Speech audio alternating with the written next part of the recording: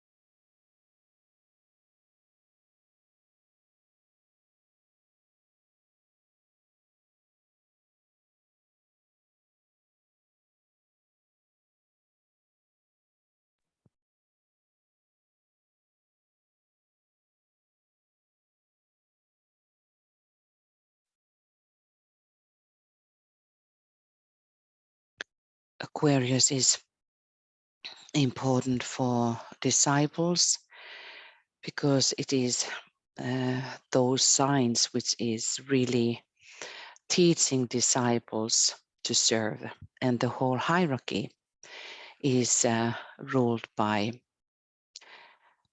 Aquarius. And there is very interesting relationship by Aquarius to the most dense physical plane. Thus Aquarius is that which is ruling the physical etheric level, and humanity has Scorpio as its sign. And Aquarius, which is giving us the window for the new, will welcome everything which has these new impulses for hierarchy from above and for us from hierarchy.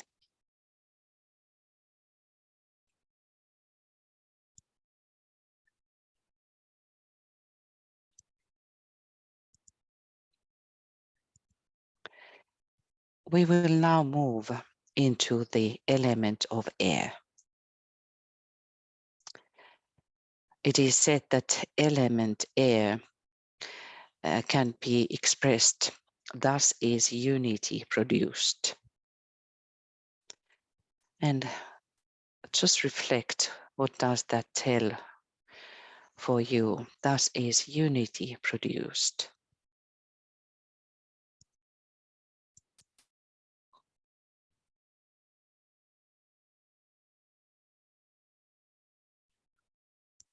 Esoterically, this principle of vitality or prana is seated in the center at the base of the spine. So air can always be related to vitality and prana. And for us, it is seated in the center at the base of the spine. Isn't that interesting? So there is this relationship when we think about the head center, where we can find the seat of the soul in pineal gland or that area. And then we have the seat of the prana, the life, for us as we understand that as life force, prana, pouring via the sun, which keeps everything moving.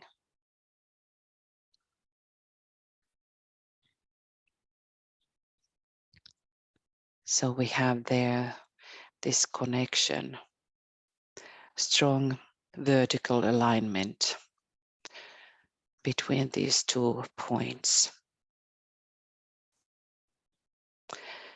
And thus the prana, because it is connected via the etheric level, it is that faculty which is giving us the contact with the very, very high source.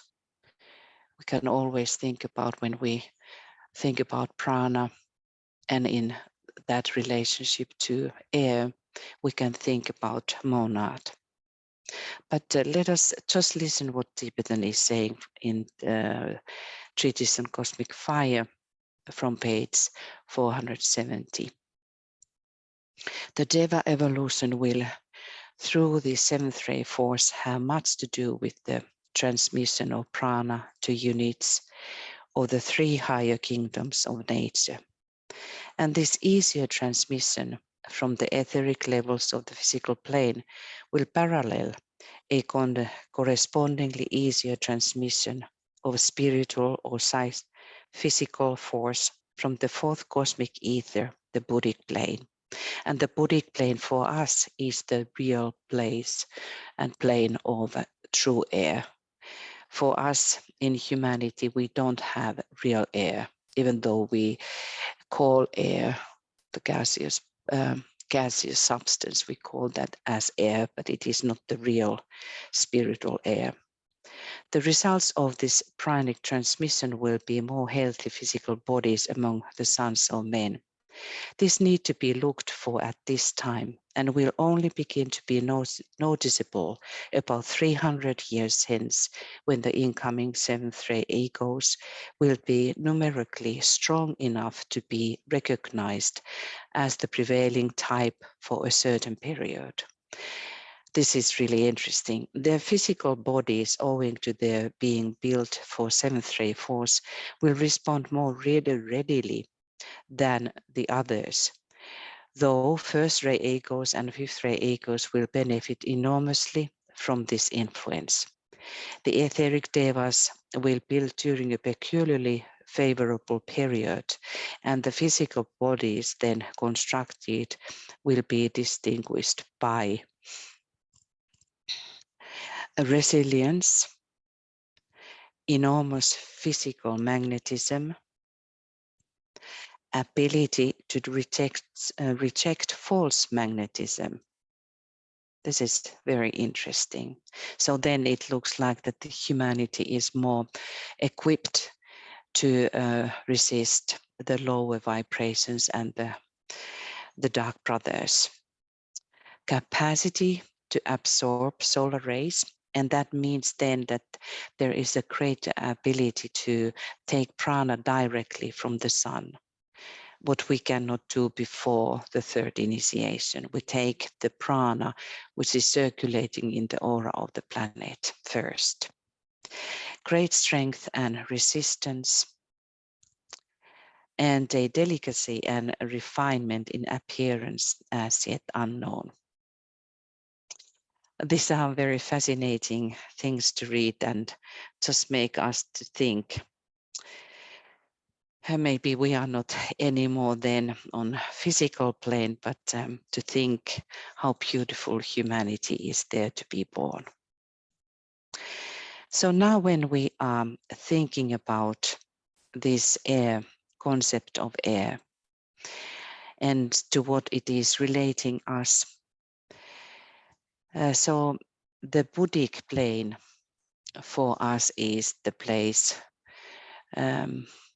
where the true prana and true air is existing.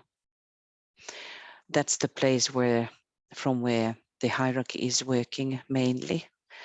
There are still some aspects of ashrams on the higher mental level, but basically it is on 1945, hierarchy moved on the Buddhic plane.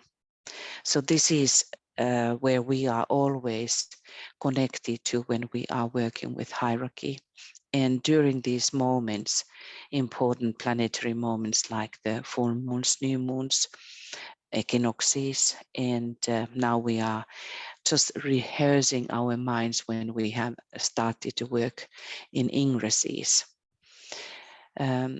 We are not yet really conscious of these higher changes and impulses, but yet we can always teach our mind, and thus when it is affecting our physical brain, we are rehearsing at the same time to be aware, at least to be aware, if we put so.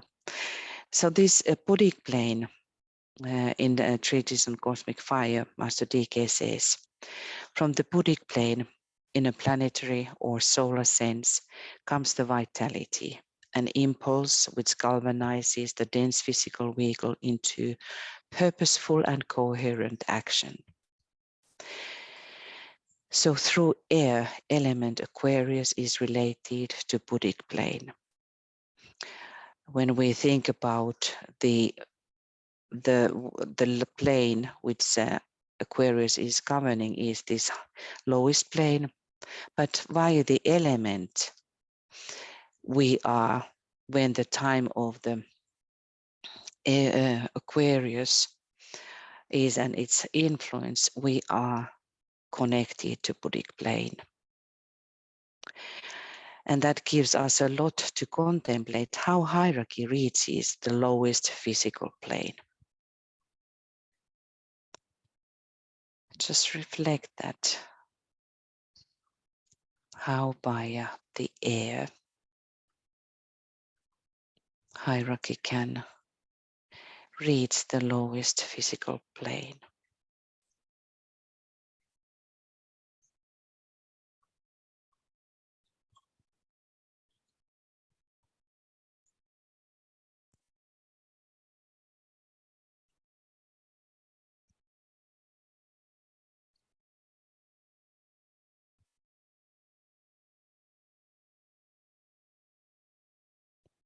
Also, we can contemplate on that what does it mean for us when we think about elements?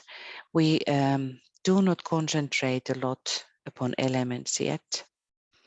It's then when we are at the stage of the fourth degree, we are controlling all these elemental lives on different elements. But when we are moving in these different astrological energies, we can start to reflect the element and the method which is related to that element. And in Aquarius, we have this important connection on etheric plane, the highest planes, four highest planes of the physical plane, and all the other. Thus it goes, all these four subplanes of the systemic planes, we have the reflection for the element of the four highest planes through which the pranic energy is pouring in.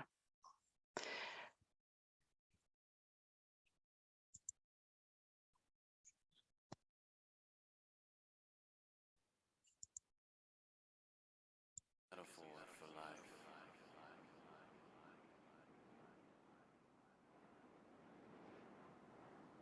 for the universe is one song, one life, one world, one heart. May it find peace and harmony in this time and forever.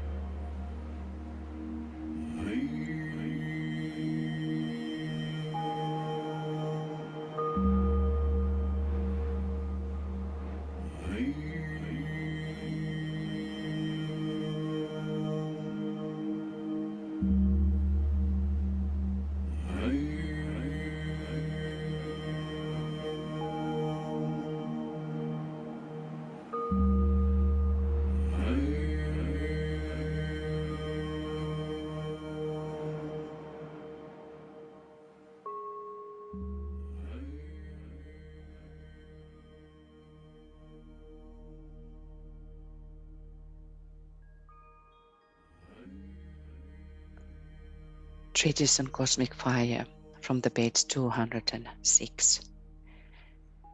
There is a subtle effect of prana, which is the subjective element underlying the air breathed in and out, which affects most potently the body of prana, the vital or etheric body. Students should remember that subtle effects are more powerful than the physical effects. They produce results in two directions, on the physical body and on the etheric body.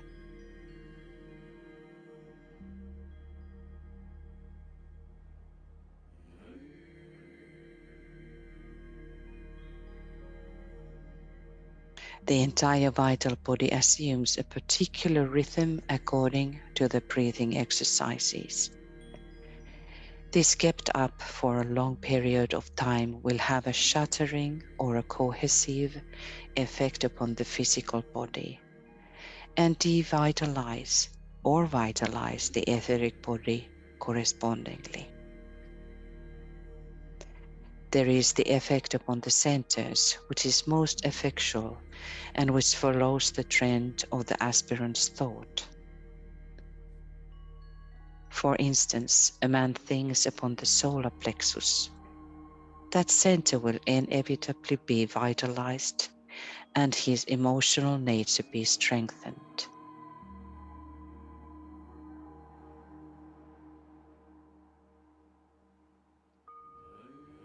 Hence the need for students to hold their meditation steady in the head and so awaken the head center.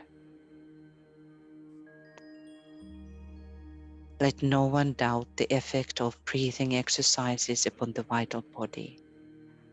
As surely as eating and drinking build or destroy the physical body and aid or hinder its right functioning, so do breathing exercises produce potent effects if rightly used over a long enough period of time. Let us ponder upon that.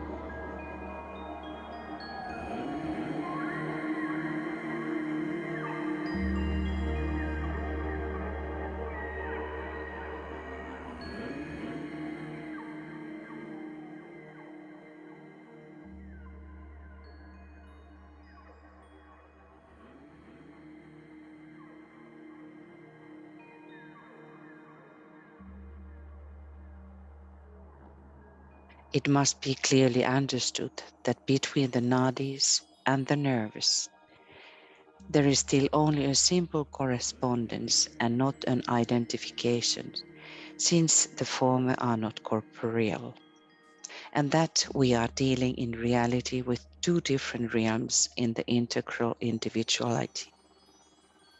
Similarly, when a relation is affirmed between the function of these nadis and respiration, because this is essential to the maintenance of life and corresponds truly with the principal vital activity, it must by no means be concluded on this account that they can be conceived as a kind of channel in which the air circulates. This would be to confuse the vital breath prana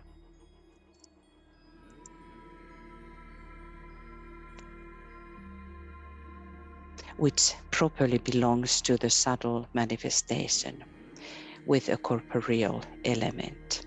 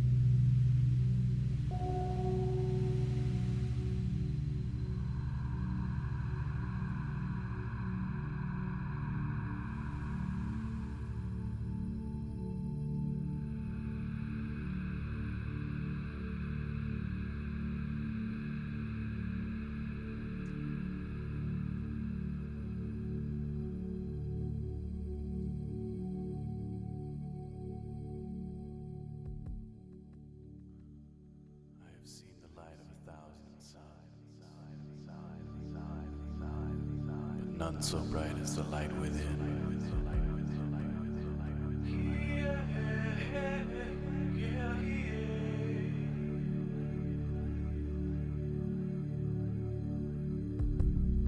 I have seen the light of 1,000 suns, but none so bright as the light within.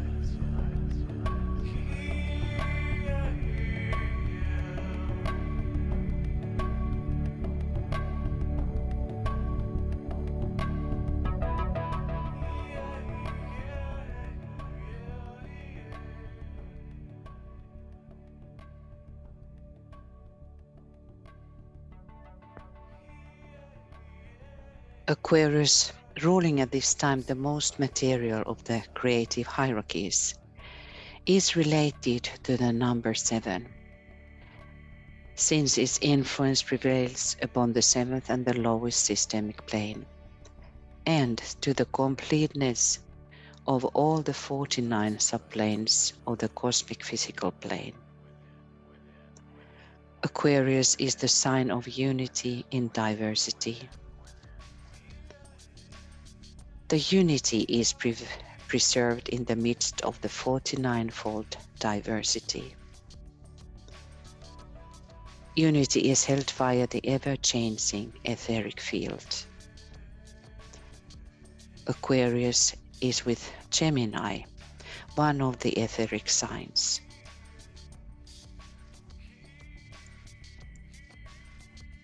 And the labor of Hercules in this sign relates to that mystery of unity and the power of prana.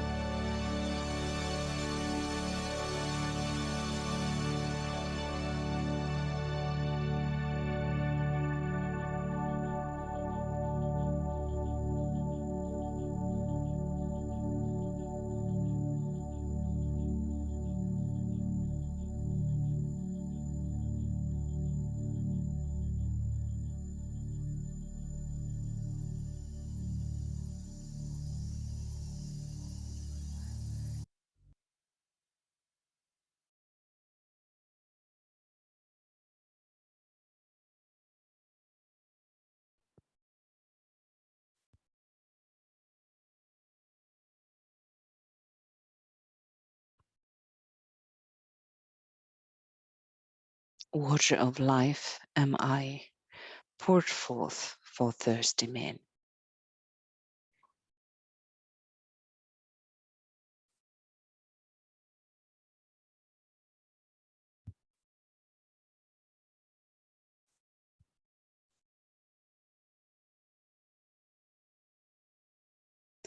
This is a beautiful, very beautiful key idea and the thought behind Aquarius.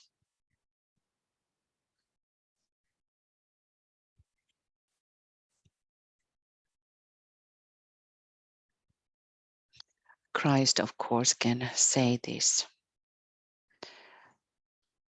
Think about that, how you can say this.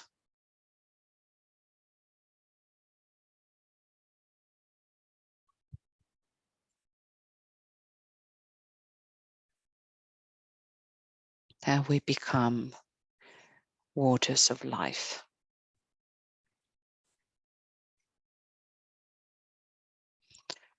Keeping that in our minds, we just relate to the group, tune in with the group. And I'm going to read the names who are now present physically here.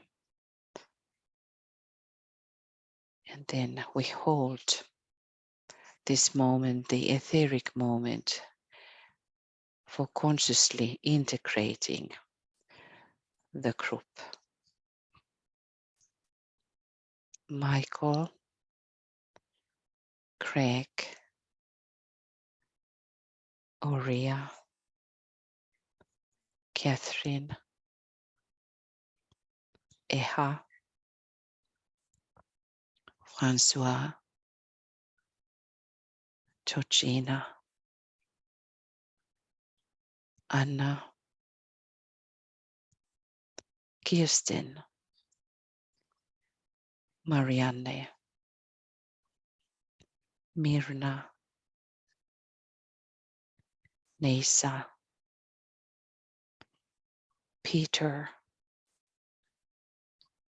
Vivienne, Zenet, Nesa, and Tuya.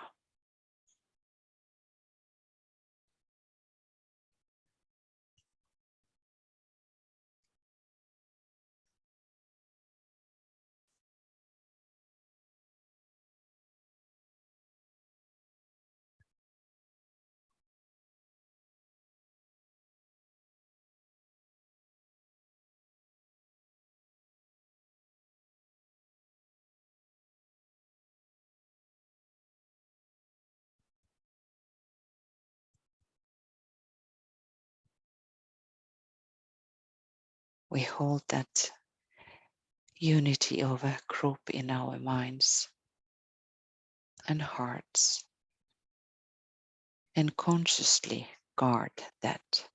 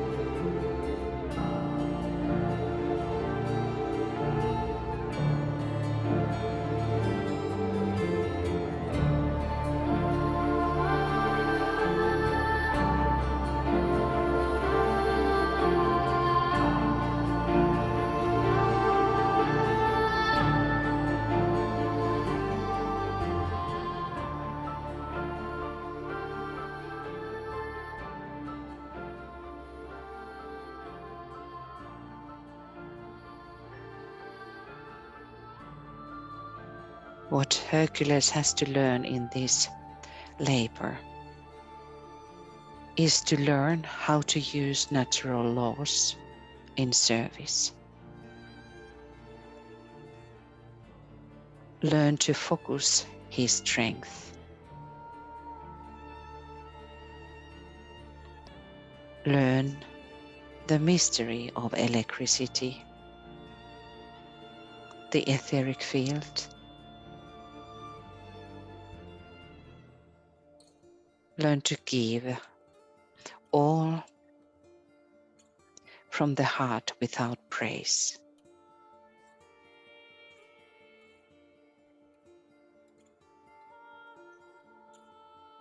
Learn to be in the flow of the highest source.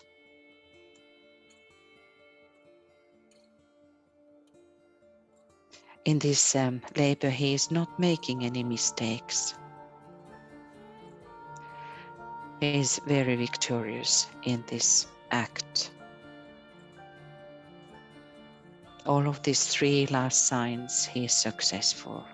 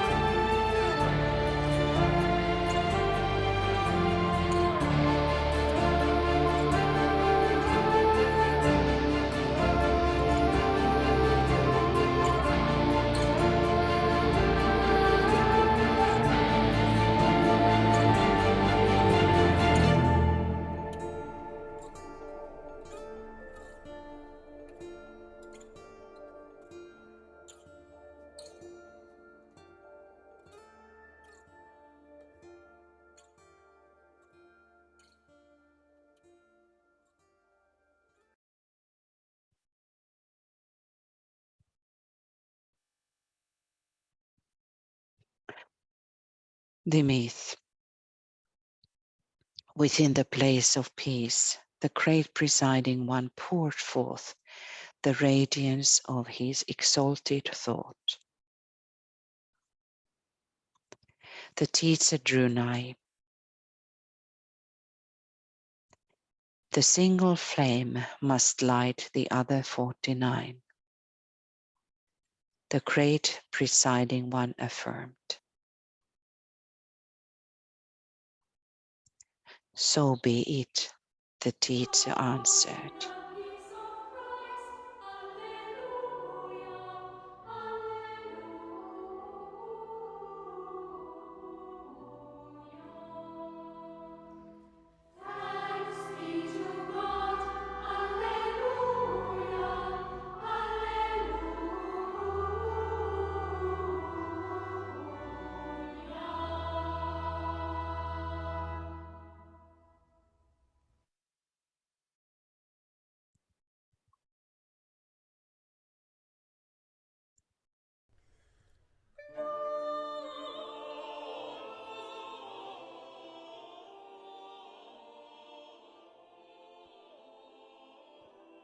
Having lit his own lamp, Hercules now must bring the light to others.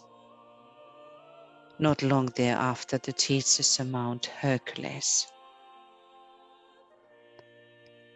11 times the wheel has turned, and now you stand before another gate. For long you have pursued the light, which flickered first uncertainly, then waxed to a steady beacon, and now shines for you like a blazing sun.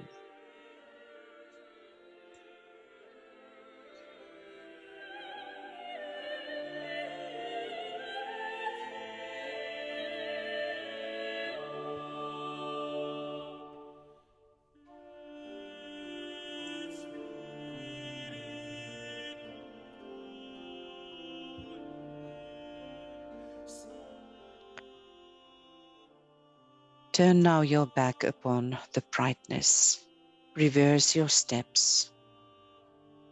Go back to those for whom the light is but a transient point, and help them make it grow. Direct your steps to Augeas, whose kingdom must be cleansed of ancient evil.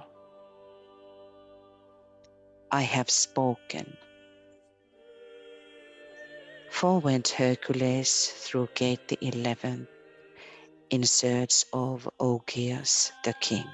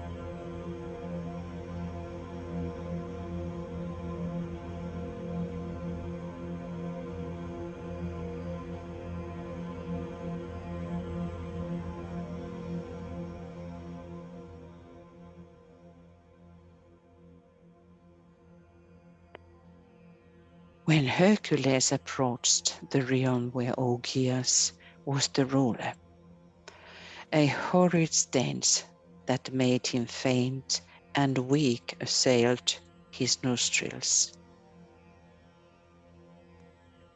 For years, he learned, King Augeas had never cleared away the dung his cattle left within the royal stables.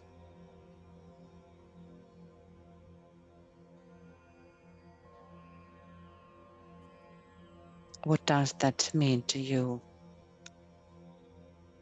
What symbolizes the cattle, the stables? Who is King Augeas?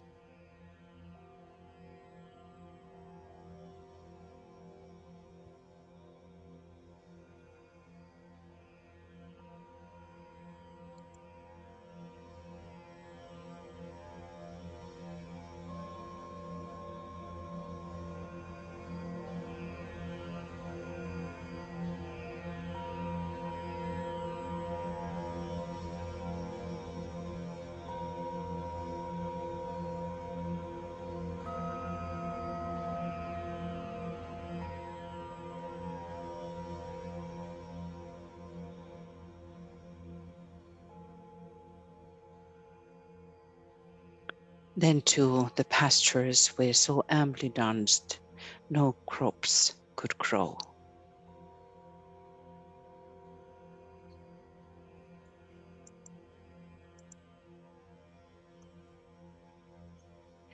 In consequence, a blighting pestilence was sweeping through the land,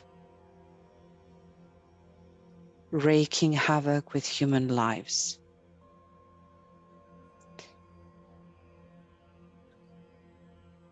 To the place then went Hercules and sought out Augeas. From that Hercules would cleanse the stenship's stables. Augeas displayed distrust and disbelief. You say that you will this mighty task without reward? The king declared suspiciously. I have no due faith in those who make such boasts. Some cunning plan you have contrived, O Hercules, to take my throne from me.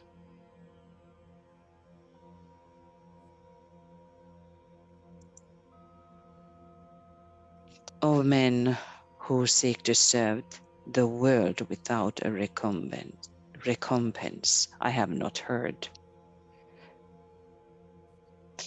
At this point, though, I'd welcome any fool who sought to help.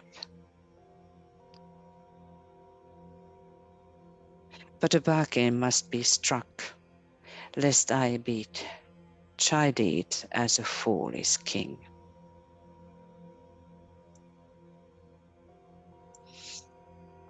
If you, within a single day, shall do what you have promised, 1/10 of my great flock of cattle shall be yours.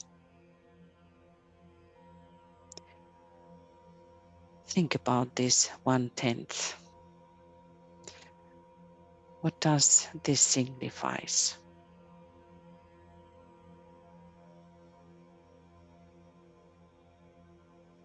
We can think that there is personality and the soul conversating. The personality is promising 1/10 of its own. What does that tell to you?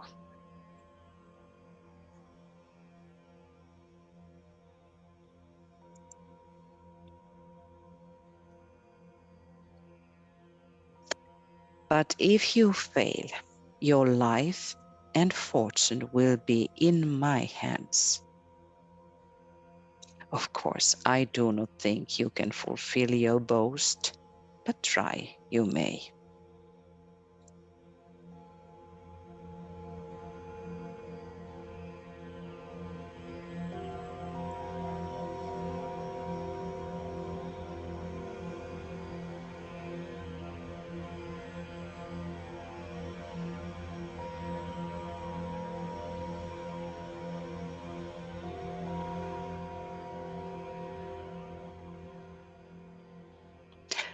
Hercules then left the king.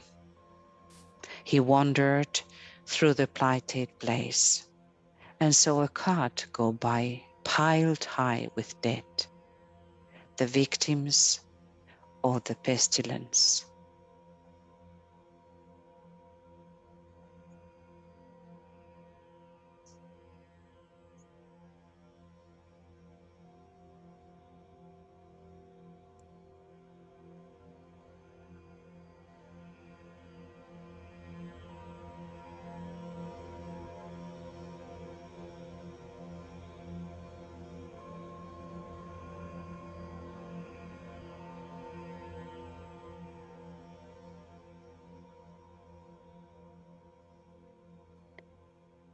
Standing on the banks of one river, the answer to his problem flashed upon his mind. With might and main he labored. By great exertions he succeeded in diverting both these streams from courses they had followed for decades.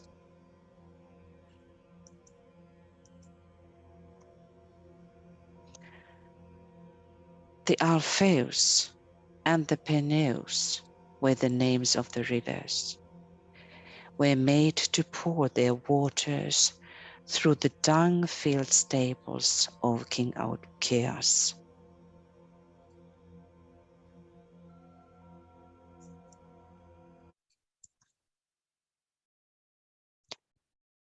The rushing torrent swept away the long accumulated filth.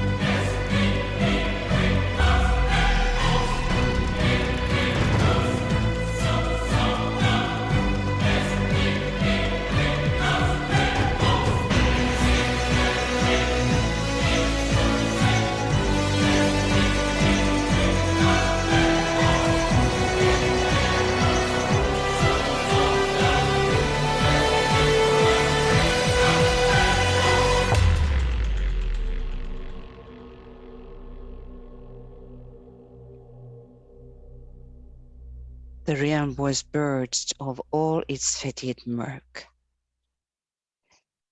Within a single day, the task impossible had been performed.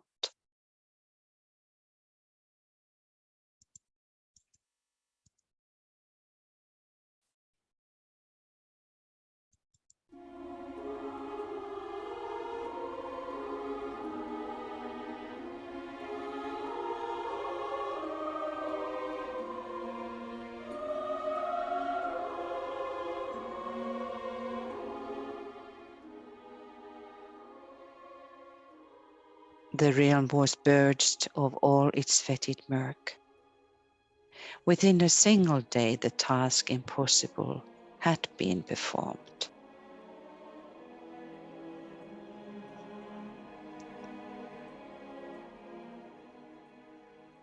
Contemplate that idea. What Aquarius promises us.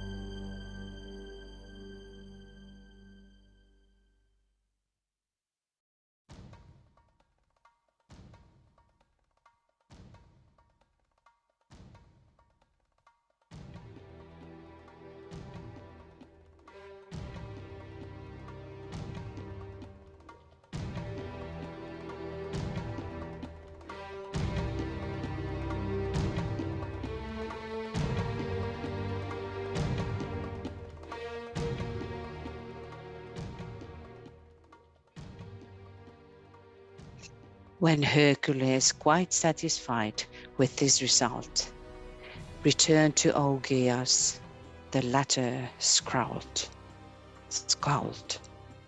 "You have succeeded by a trick," King Augeas cried out in rage. "The rivers did the work, not you. It was a ruse to take from my cattle, a plot against my throne. Rewards you shall not have. Go, get you hence ere I cut down your stature by a head." Stature by a head. The angry king thus banished Hercules, and bade him never more set foot within his realm on penalty of sudden death.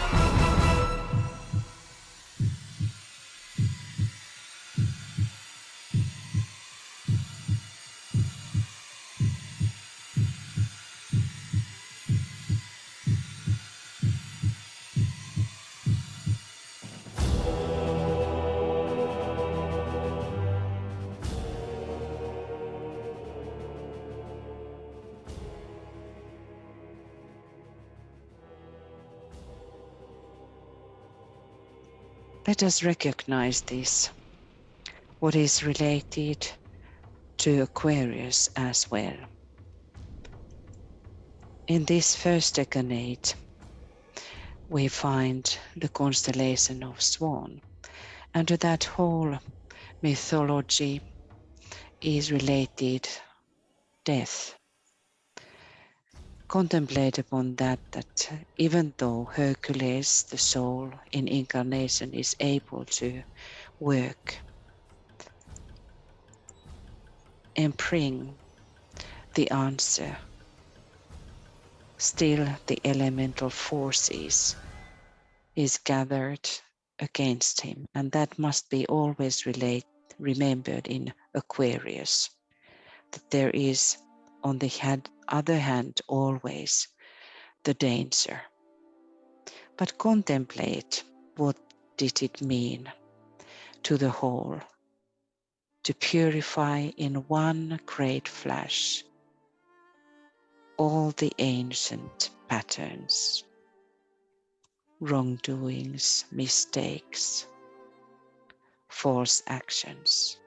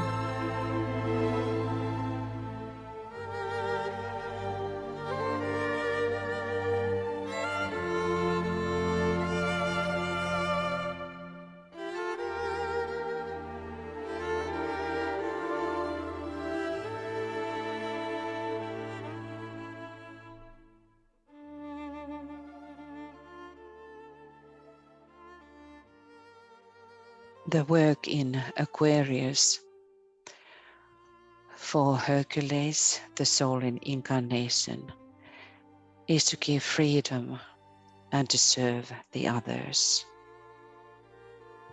purify, and there is this ability to purify the ethers the way that it is beneficial for all.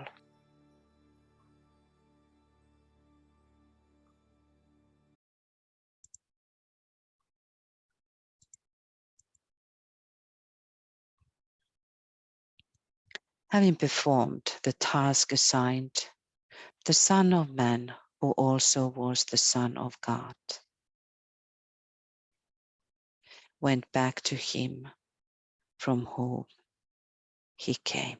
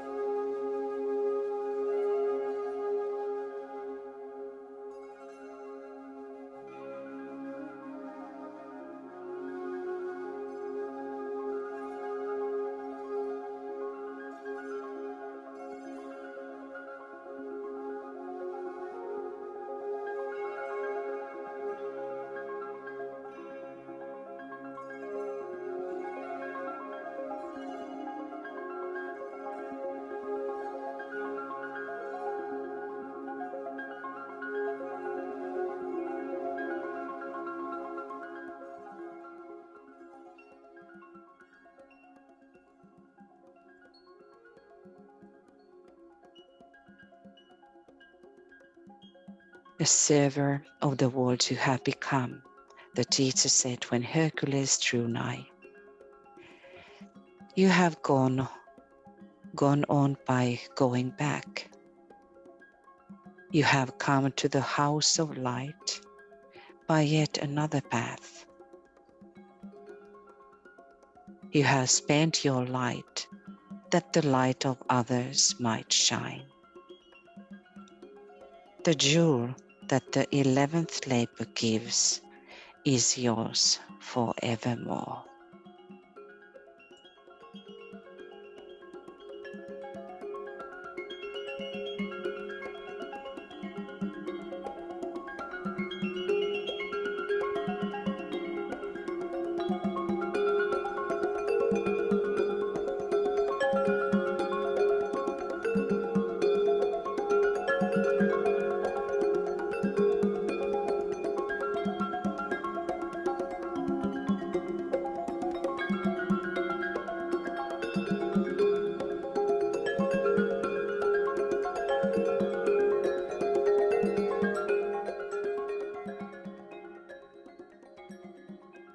Imagine how the Aquarian energy will clean and purify everything which is hindering the soul.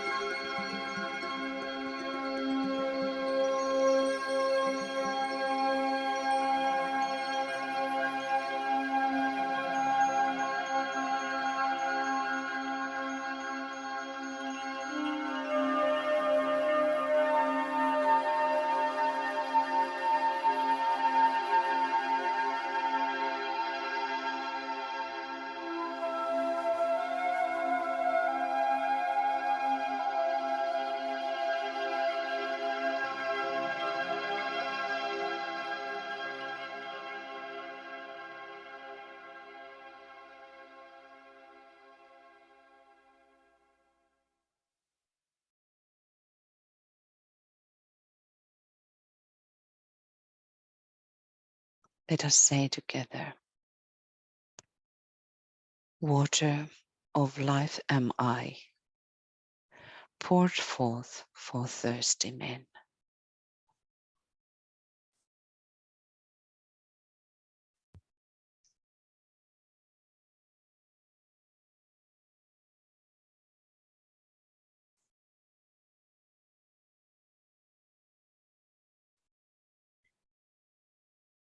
And then let us say, the way this that am I is transformed into the words are we. So let us say together, water of life are we, poured forth for thirsty men.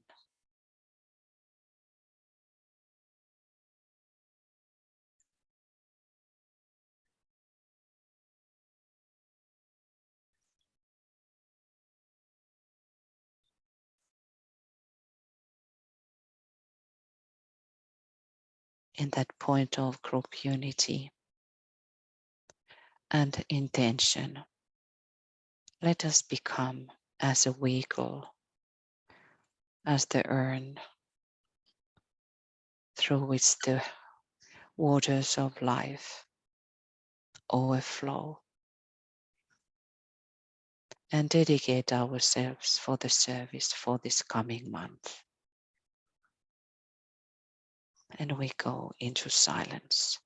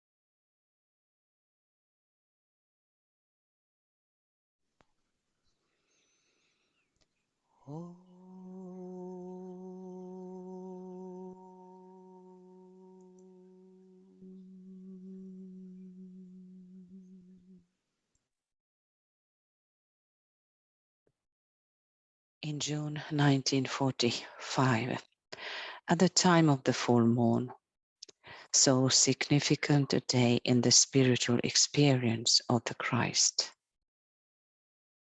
he definitely and consciously took over his duties and responsibilities as the teacher and leader during the Aquarian solar cycle. He is the first of the grateful teachers to cover two zodiacal cycles, the Piscean and the Aquarian.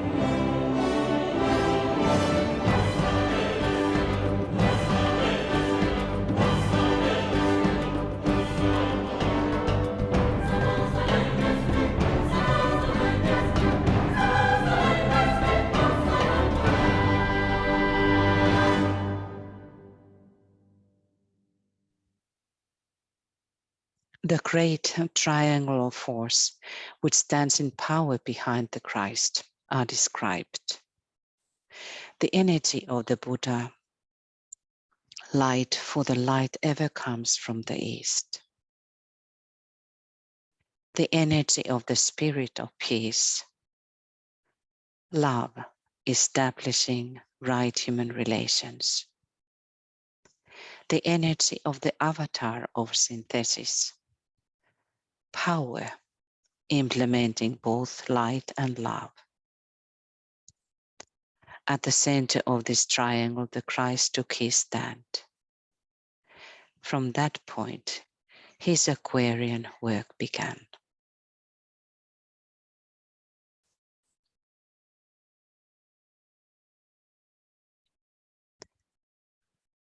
And let us sound the great invocation.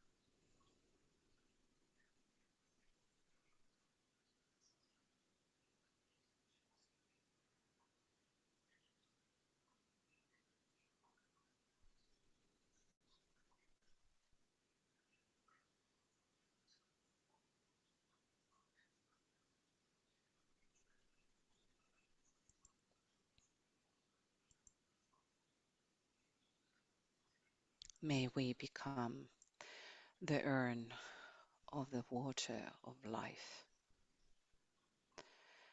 and may it overflow by love and by willingness to sacrifice. There is a great mystery in the heart. In the heart is stored and heart veils the mystery of life, how the life enters. And through that channel is this pouring energy of Aquarius, which is purifying the two streams of blood in the heart. Contemplate that mystery. So, dearest friends, thank you so much. Many blessings, lots of love, lots of strength, and lots of willingness to now work as real workers and servers of the Christ, helping our little humanity to solve all of these problems. And let us make the mission of Christ to bring the right human relations on earth true. So tomorrow we have Aquarius new moon meditation at 7:30 p.m. GMT. So hear you soon, see you soon. Lots of love from Finland. And good night, good day, whatever time zone you have. Bye for now.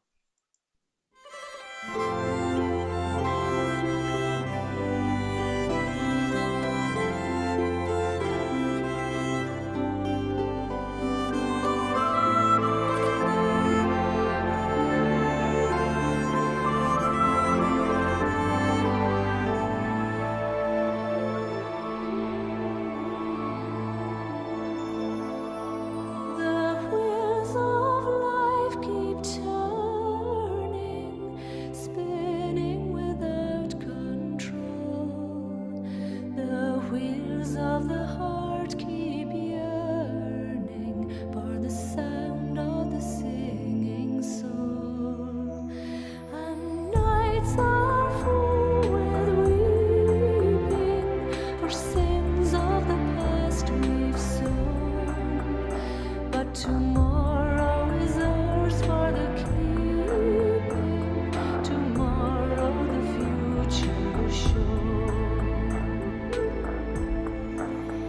Lift your eyes and see the glory where the circle of life is drawn. See the never-ending story. Come with me to the gates of dawn.